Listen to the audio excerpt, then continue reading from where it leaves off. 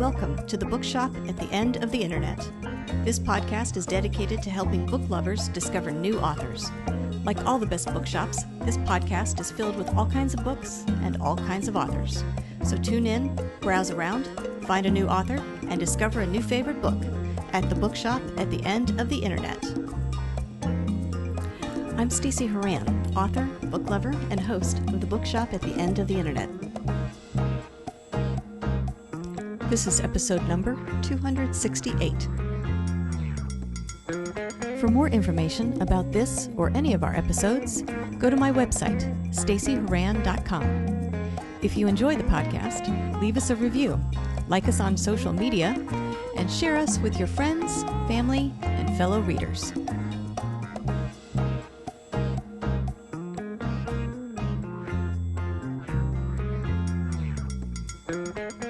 In today's episode of the Bookshop at the End of the Internet, I'm joined by author Sonia Daccarett to talk about her debut memoir, The Roots of the Guava Tree, Growing Up Jewish and Arab in Colombia. Sonia never intended to write a book, but as she reached middle age, she found herself looking back on a childhood that felt strangely distant from the life she was living now. Her memoir became a way to bridge those two worlds. Sonia grew up in Colombia, speaking a different language, surrounded by the vibrant culture of her country, as well as the traditions of her Jewish and Arab heritage. Her grandparents emigrated to Colombia and built a life there, and Sonia was always captivated by the stories, customs, and languages that shaped her family, and ultimately, her own identity. When she enrolled in a memoir-writing class, the memories began to surface in vivid sensory detail, eventually blossoming into the book she never expected to write. In this episode, I'll chat with Sonia about her writing journey, how her unconventional upbringing gave her the courage to move to the United States for college, and how she made peace with the universal feeling of never quite belonging, as well as a few other things coming up.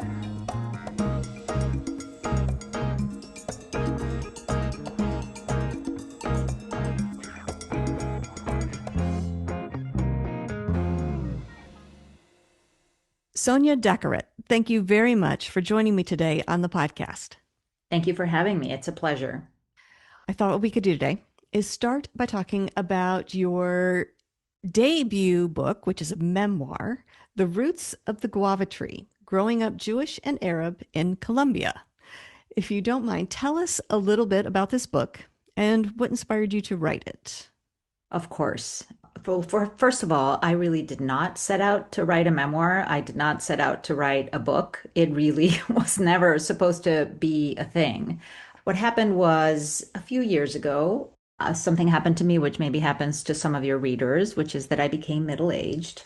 And in the process of looking at my life and thinking about my life, I began to think a lot about my past and the fact that my past seemed disconnected from my present. And I think that is something that happens to many immigrants, especially. I think it happens to everyone, but I think in particular to many immigrants who have had a whole life in a different country, in a different place, in a different language, with different people, and they emigrate and they come to a new country, and their new life is very all-encompassing, and building a new life is very intense. And then once they hit a certain point, and for me, it was a point of, great joy and happiness and satisfaction with my life, but maybe the human tendency is to start looking back and thinking back about your life and what happened. And I realized that my life seemed to be completely separated by two periods and two things. And I really longed to reconcile them and braid them together for myself, for my kids, for my family, just to really understand what kind of human being I was, and the human beings, my family, the human beings that formed me, and the human beings I came from also. So I began to think a lot about these themes and decided to take a memoir writing class. I had a little more time in my life. I stopped working full time, and my kids were much older. And I just went to a memoir class, and the first prompt was, I don't recall exactly what it was, but it was write about something from your childhood. And all of a sudden these memories started piling out of all the little sensory details, all the things I remember from growing up in Cali, Colombia in the 70s, a place that was to me as a child quite magical and is now very different in many ways. The city has grown tremendously. I grew up in a very rural area in a house that my parents built from the ground up on top of a hill. So there was a lot of sensory detail, a swimming pool, giant cockroaches that swam in the pool, bats that came into my house at night, mangoes, monkeys on the mango tree. That's one chapter. And that's immediately just started tumbling out. And I couldn't stop writing. And I kept writing and writing and writing through the prompts of this memoir writing class. And I spent my career as a corporate communications professional, writing in a certain style and in a certain professional way. And one of the things I had to learn how to do, and my teachers were, and that memoir class led to many other memoir writing classes. They were so helpful in reteaching me how to write scene and write in dialogue and write in ways that were not necessarily press release format and professional. And it took me a little while to break out of my old writing patterns and start really becoming a more creative writer. But it was extremely helpful to put some of these memories in place.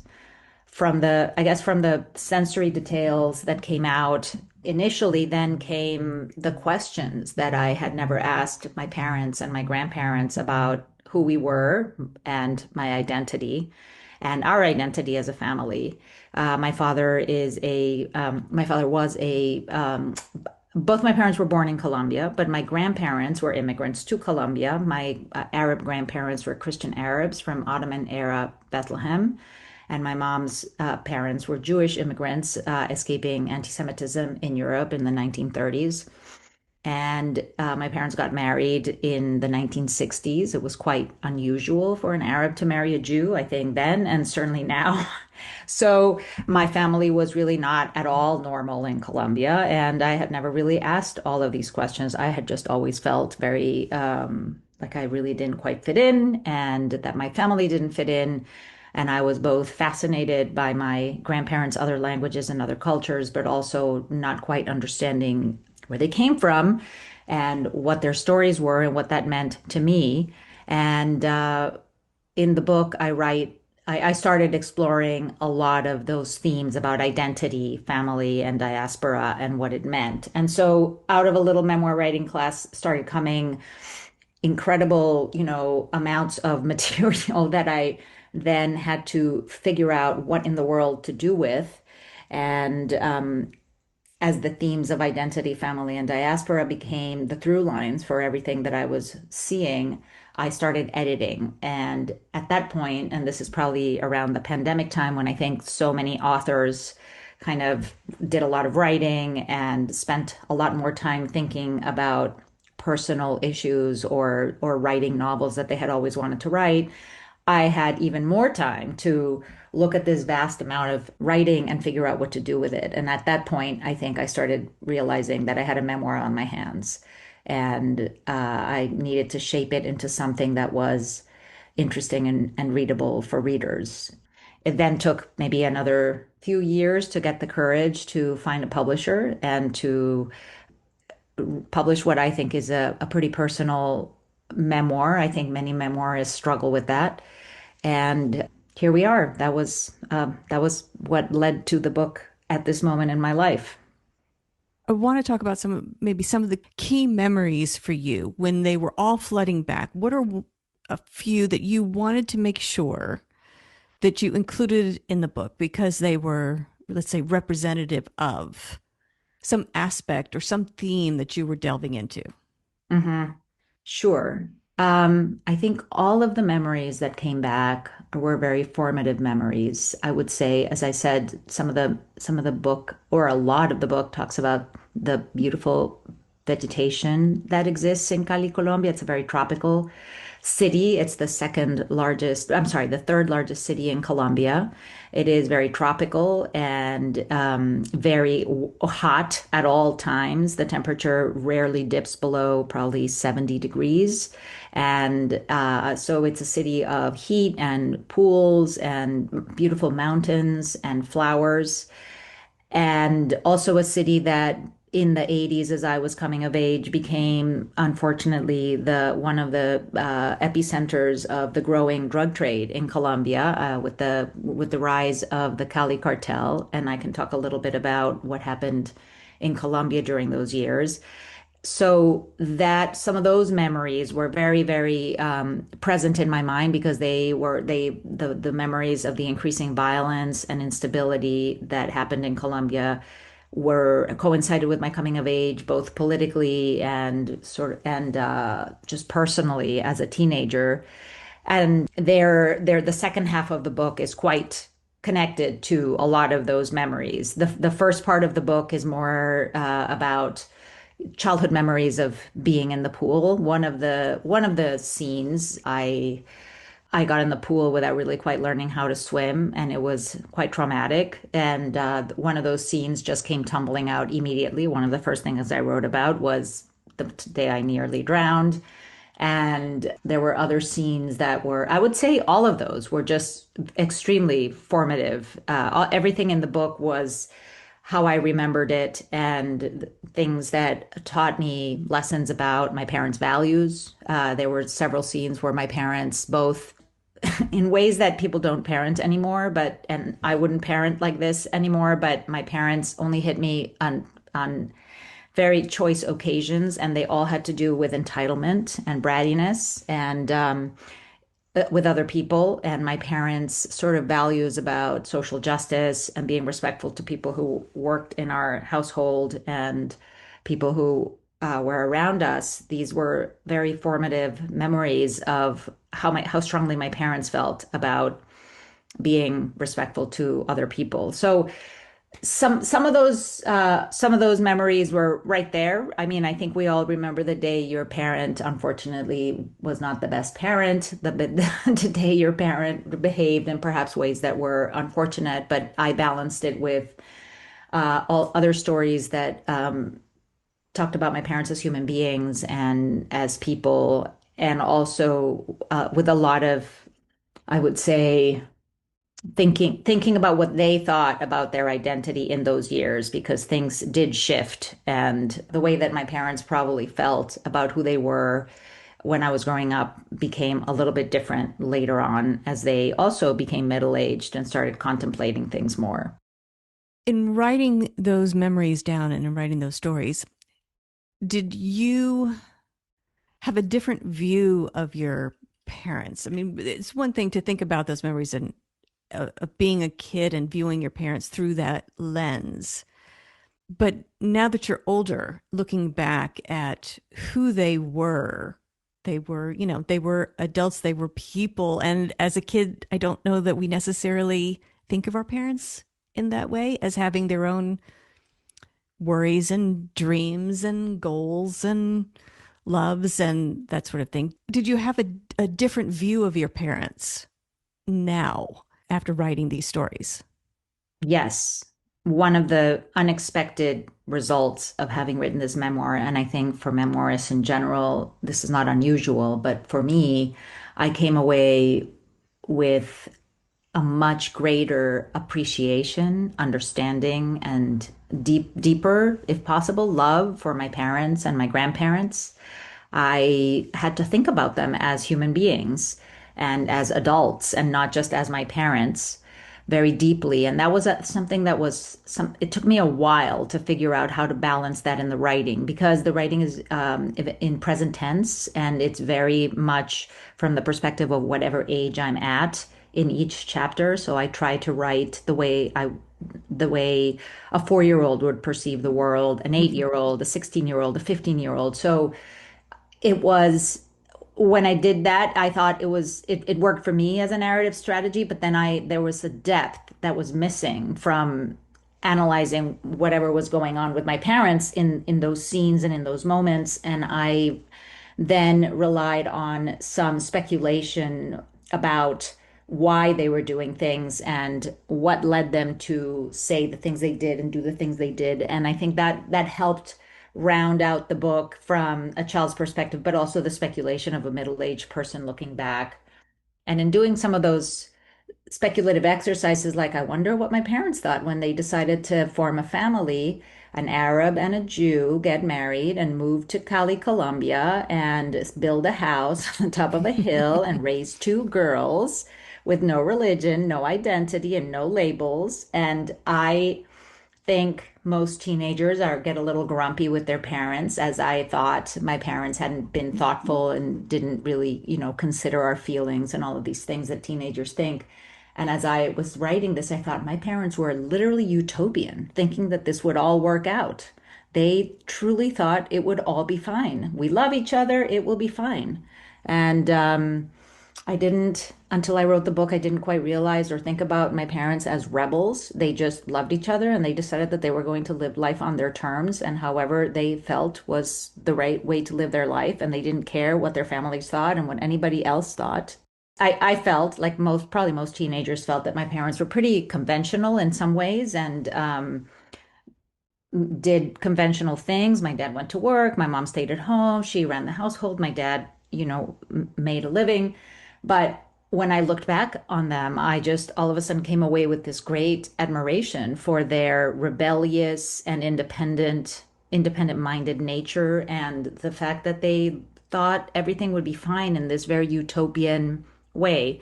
My parents believed in rationality and in the future. And for example, they sent me to an American school because it was the only secular school in Cali, Colombia. And so English was the language of the future for, that would open doors for children. And I learned English at a very young age at the American school. I write about it in my book as well, the process of being a Spanish speaker and then slowly converting into a bilingual person. And these were things that my parents thought were good, rational, modern, normal. They just really had great belief in the power of living your life and being independent people. In a place that was not particularly, Cali, Colombia was it's always a wonderful city, but it was, fairly homogenous, fairly, most Colombians are Catholic, most people have some sort of faith practice. And it was amazing that my parents really considered this to be a perfectly normal way to decide how to live their lives when I look back. Well, what about how you viewed your younger self as you were writing these stories? Again, did you look back on that 4 year old, that 8 year old, that 16-year old and think now as an adult, what was I thinking? Or did you find that you felt more compassion towards her, wanting to extend more grace to her? What were your impressions of yourself going when you were going through these memories? Yeah, that's a good question. It was a little bit painful to go back Mm. to those places that I really didn't really want to unpack anymore. My childhood was in many ways happy, but also in many ways extremely confusing. My parents felt that they didn't know. I have very thick, very curly hair, and they didn't actually know what to do with it. My mom, in particular, she was in charge of my hair, and she just kept it short. Since I wrote the book, I have heard from so many women about their pixie cuts and how traumatizing they were, and particularly American women with Dorothy Hamill haircuts, which I had never heard of, but apparently that was a thing, and how traumatizing short hair can be for a little girl in an extremely gender traditional society, which was in Cali, Colombia, you were either a boy or a girl. There was nothing, that was it. They also decided that earrings were medieval, or, you weren't, most little girls in Colombia get their ears pierced in the hospital after they're born, and they have earrings. And it's just a cultural norm to have earrings if you're a girl, and also to have long hair.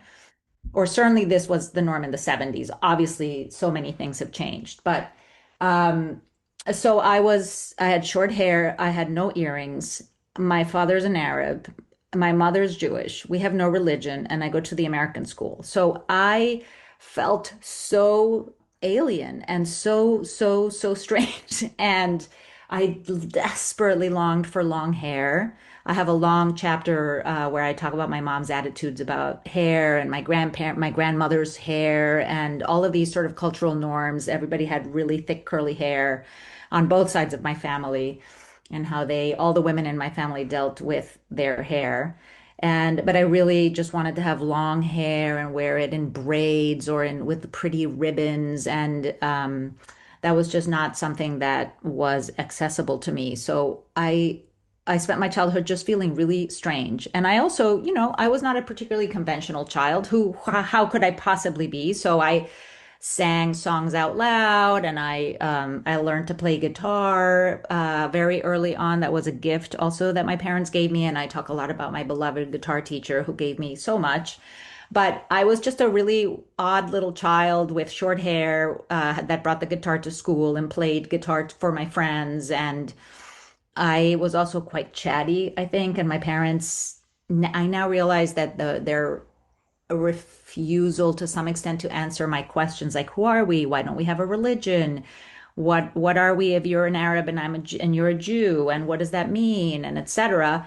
My father spent my entire childhood in my perspective was that he would answer only the smallest amount of information, not going further.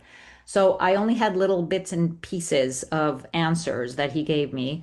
And when people at school would ask me, what are you? I would try to parrot the little lines that he gave me. I now realize that they were also trying to protect me from the slings and arrows of people who might have been hateful, or people who might have said weird things, or people who might have judged me for not being this or that, and particularly because I was chatty, and I think they tried to not give me talking points.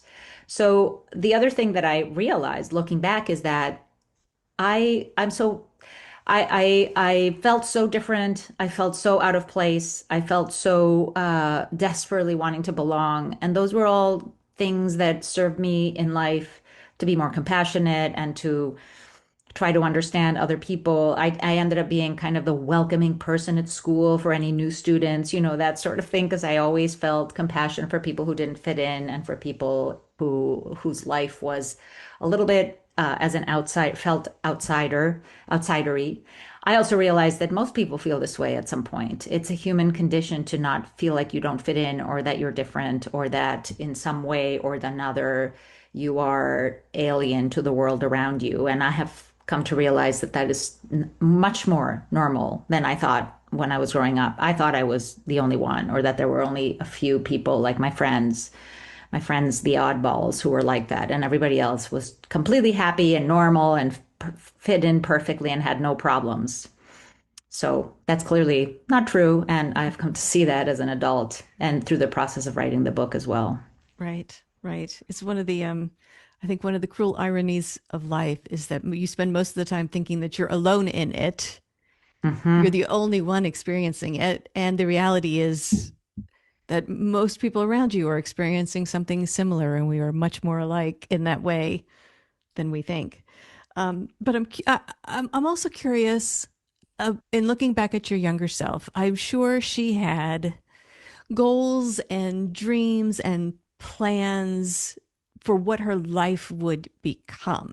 In looking back at that, how closely aligned are you now with what you thought life would be like when you grow up? That's a very good question. I think the little girl that I was really just longed for my family to be happy and rooted with what they had. The title of the book actually comes from a chapter where we moved to our new neighborhood, which is in Ciudad Jardín. It's a neighborhood that has now become quite large, and the city has grown up around it. But when my parents bought the plot of land and built a house, it was really an up and coming neighborhood that was fairly remote in the southern part of the city. And there was a guava tree that predated my parents on the property. And that tree was prolific in its production of fruit. And it's a through line in some of the early childhood memories of this endless amount of guavas plopping into the pool, plopping all over the garden. It was just my parents desperately trying to give it away. My father annoyingly fishing them out of the pool. My uncles who would come to visit, throwing the guavas as a game. It was just very present and it was a very happy tree, rooted wherever it was. It didn't matter. It was just happy. My dad also really wanted to have a garden with Middle Eastern vegetables. And I don't know, he had great goals for his garden, but it never worked because Cali's weather is very tropical and only tropical plants will thrive there. So it was just an exercise in his frustration trying to plant things that didn't work. So that was the kind of metaphor for me, and the title of the book of what I longed for was a happy family and a place, people who were happy with their life, and if they weren't happy with their life, at least constructively tried to make it so. I think where I ended up as an adult is a place like that, where I really try to practice gratitude and be happy with my life, not in a Pollyanna way, obviously, but just there's so much to be grateful for. There's so much to be delighted by. I have also been very fortunate in my life. I have a wonderful family and I have, a life that I feel is wonderful. So I think that's where I ended up. The little girl really just wanted that, and I, the angry teenager that left. I in the end of the book decide to emigrate to the United States. At the time, it was not emigration. I had a choice between going to college in Colombia or coming to college in the United States, and in some sort of brazen teenage completely unthought through process, decided to come to the United States because it was far away and it was the furthest place I could think of to run away from my family and my country and my parents. And I ended up here as an immigrant trying to figure out what to do with my life. But honestly, it worked out. And I think I look back at the little girl and I just wish that she had had, I think, probably happier parents who had been able to understand that there was a lot of love and a lot of good things that they could have figured out how to work with. You mentioned earlier that you've heard from, women talking about, yeah, growing up with curly hair, for example. I'm curious Uh-huh. what the reaction has been for people who have read your book, either people who know you now, maybe people who knew you then, or people who don't know you at all. What their impressions are, because anybody that reads a memoir thinks, well, now I know them a bit better. I'm Hmm. curious what feedback, what reactions you have received. Uh-huh. Well, I mean, somebody I know said to me, "Oh, how does it feel to have people know everything about you?" And I just laughed, because if you think that everything about me is in that book, wow, it Right. would have been a 19 tome. Uh, no.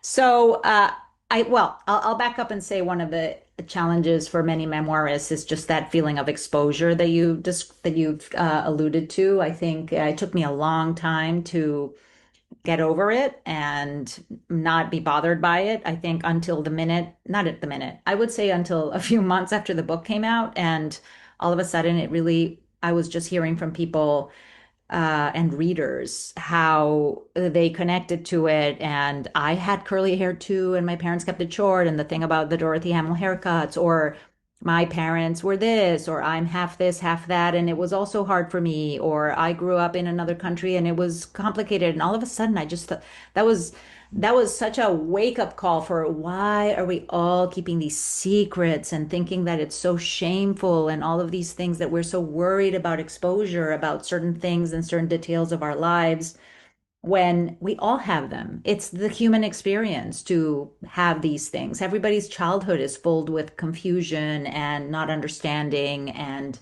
all of these moments. And it was so liberating to just all of a sudden feel like, okay, so I wrote about my family.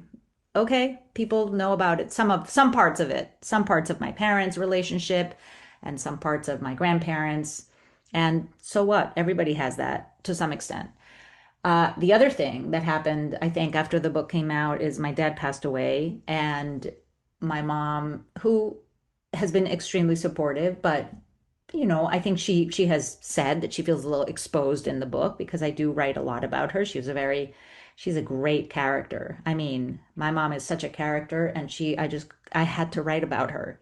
But my dad's also a great character, and I had to write about him. I think they were always in my mind as characters, waiting to be explored. And my mom has said, that it at least feels like a little bit of my dad and his humanity has been put on the page, and Hmm. it's a memorial to him in some ways. And I actually agree. I didn't write the book in with that intention at all, but it does feel like my dad is a little bit there in a book, and we have preserved some of his memories of who he was. Right. What a happy surprise to come out of that. Yes.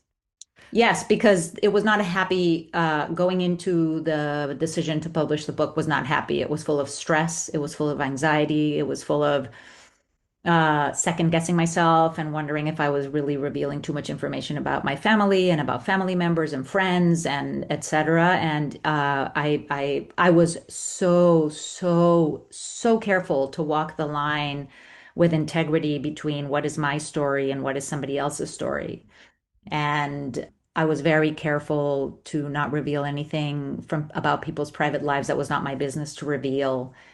But I'm still talking about my perspective and my relationship with people, which certainly is makes it personal and reveals personal details about family members and certainly friends. As I was getting older and being an adolescent, I talk a lot about a very good friend that I had who was very socialist and had very left-wing political opinions, and how I was so worried for his well-being at a time where in Colombia it was very, very dangerous to be a left-wing person. So some of those things I had to really consider very carefully how I would write about them. Yeah. In undertaking this exercise, I'm curious how well your memory held up. Did you find if you had to do research into something that you remembered it accurately, or if you heard from family members, maybe your mom or your sister or whoever, to say it didn't happen that way, I don't remember it like that, I would never have said something like that. I'm just curious because in talking with people who've written memoirs, it's a tricky thing. Your memories versus maybe what other people perceived as having had happened or the conversations that took place.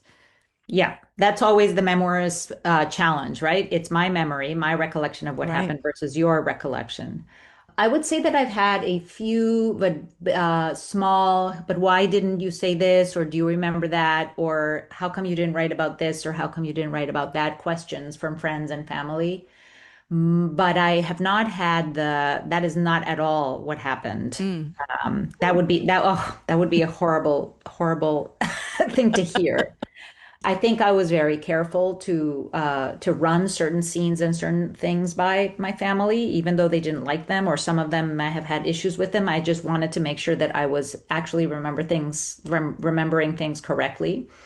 I also did research and I went back to whatever I had, which, tapes. There, I'm dating myself, tapes and uh, things that remained. I mean, not my family was not a lot of, there were not a lot of record keeping and letters and things like that, but I did go back to try to make sure that at least the facts of the story were correct, and facts about Colombian history and the years when certain things happened. And in the book, I talk a lot about formative moments in my life where Colombia in the 1980s was really going through a third party civil war between the drug cartels, the government, and the left-wing insurgent guerrillas, and just a sea of violence that started engulfing the country in those years. And I just had to go back and make sure that my recollection of certain events, like for example, the takeover of the Colombian Supreme Court. Now I'm trying to remember the exact date. I believe it was 85, 80, 84, maybe, by left-wing insurgent guerrillas, where half of the Colombian Supreme Court justices ended up killed. And that was just such a searing moment for all Colombians. the assassination of the justice minister at one point, those sorts of moments where we all remembered. I just had to go back and remember and make sure that they were factually correct. And so I did that. I went back and researched that. And the other incredible tool that I had was my dad was a Super 8 film aficionado. Hmm. And I write about it in the book about why does my dad take all these movies of flowers and the pool and the brick wall in our backyard and the house. This is so boring. And he spends all this time doing this. Now, as I was writing this book, I realized what a treasure trove of footage he left me because I went back and watched all of those movies. Some of them brought back some painful memories, some of them brought back beautiful memories, but they also brought back the vividness of what the flowers looked like, what the brick wall looked like, what the pool looked like. And it really enabled me to make sure that my memories of those things were actually reflected in what I was looking at in the Super 8 video footage that he left me. So I did have some material to rely on for Wow. accuracy. Yeah, yeah. Oh, again, what a gift. Such a gift. Such a gift. Yep. Well, I'm curious where you go from here. So you've got this book, it's now out in the world. Are there more books in you? Do you have a desire to write something else, continue down memory lane, or try a different genre? Or is this it? No, it's not it. Excellent. I do have, I think, at least another book or two in me. I'm not exactly sure where I'm headed. I think one of the ideas that I had was, and I have some writing done, was the next chapter the book ends when I'm leaving Cali and I'm going to college to be a student. And many readers have said, you have to write the next one because I need to know what happens. So what happened after that? So it's funny. There's some demand for that next chapter of what that experience is like. I think some of it is about being an immigrant and immigration and what it felt like in the 80s to be a student in the United States, and some reflections on who I was then. Same thing. Who was that young person? And some of it is so cringy. As I do the writing, I'm like, you have to have courage to go there, but it's tough. Um, so there's that. And I'm also, through the process of writing this book, I did a lot of research about my grandparents' immigration experiences to Colombia. And Hmm. until I wrote the book, I honestly had not really thought what it would be like so I'll talk about my Jewish grandparents first. They left a small town in Ukraine and got on a boat in Europe, probably in Italy, and then they crossed the world. These were people who lived in small towns and small, very, very insular Jewish communities, crossed the world. Each of them came separately alone because there was no money for the whole family to come. And they landed in Barranquilla, which is the Colombia's Atlantic port. At the time, it was a very big international port. And Barranquilla is incredibly hot and humid and tropical and Caribbean. And my grandparents, I have one tape where they talk about getting off and being just like that. We've never felt heat like this. We've never felt humidity like this. We have never seen these weird fruits, mangoes, bananas. What is that? They had never seen sort of the racially diverse society that is Colombia. So they had never seen Black people or indigenous people. They came from small towns in Ukraine.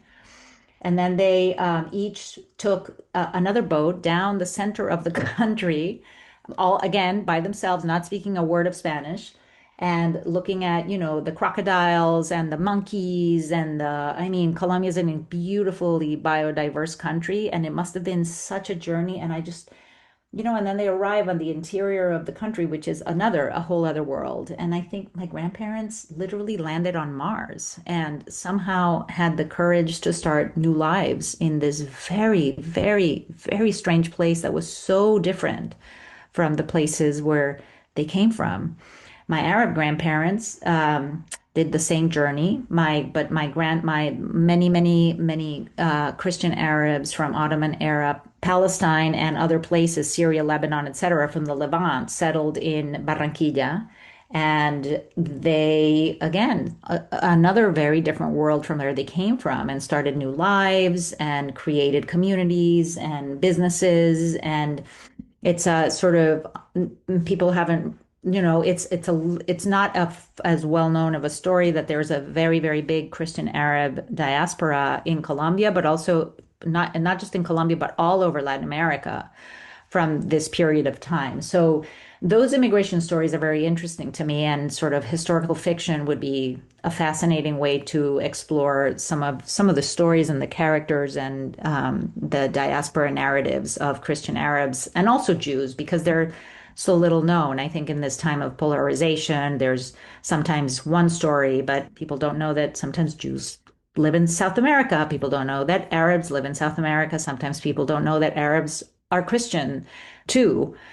So I think that has been a really interesting part of this memoir that I did not consider. I did a lot of the research specifically about my grandparents, but a lot of readers are very interested in that as well. So that could be another book idea that I'm exploring. But I haven't settled on which one is kind of going to really take up the rest of my time yet.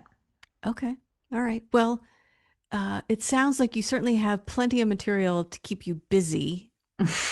Either avenue, whichever path you choose to walk Correct. first. Yes. Yes. And well done to you for taking that memoir class, because it's led here. So thank you for doing that. Oh my goodness, I have all I have my teachers to thank. They were really formative and very supportive. So it was really a wonderful way to start writing in a new genre that I actually have grown to love. That I really hadn't read many memoirs before that experience. Yeah. And now I have read many. Now I love reading memoirs. It makes you appreciate it, because it's not an easy task. It is not for the faint of heart. Right. Correct. Yeah. Yep. Yeah. Well, if people want to learn more about you and the book, and watch out for when there'll be a book two coming, where can they go to find you and that information? Sure. You can go to the publisher's page, Simon and Schuster, and look up either my name or The Roots of the Guava Tree, Growing Up Jewish and Arab in Colombia. I also have a website called soniadaccarett.com, and you can find all the information about the book and where to buy it on that website. And I have an Instagram page. You can look it up by my name, Sonia Daccarett author, and I'm also on Instagram. Good, good. And if they want to purchase a copy of The Roots of the Guava Tree, best place to go is to your website, and then from there? I mean, it's available on Amazon, but we all have different priorities and perspectives on Amazon. You can also buy it from the publisher's page. You can also buy it from your small independent bookstore. If they don't carry it, they can always order it. So there's lots of different ways to purchase a copy. Excellent. Well, Sonia, I want to thank you very much for joining me today on the podcast, and I want to wish you luck with The Roots of the Guava Tree, Growing Up Jewish and Arab in Colombia. So congratulations on everything you've accomplished so far, and best of luck with the rest of your writing journey. Thank you so much. It was a pleasure to be here, and I really appreciate your invitation. The Bookshop at the End of the Internet is a podcast dedicated to helping book lovers discover new authors. Like any good bookshop, this podcast features a wide variety of books by the equally varied and interesting authors who felt compelled to write them. This podcast gives you a chance to meet these wonderful writers and discover your next must-read book. Listen to the authors describe their books and tell you their stories in their own words. My interviews feature books from all genres and authors from all walks of life, including those who are indie published, as well as those published by small presses and large publishing houses. Looking for unique, not so easy to find books for yourself, a friend, or a book club? Tune into this podcast and find your newest favorite author, or maybe a soon-to-be bestseller. This podcast, like all the best bookshops, is filled with all kinds of books and all kinds of authors. Tune in, browse around, find a new author, and discover a new favorite book. You never know what treasures you might find in the Bookshop at the End of the Internet.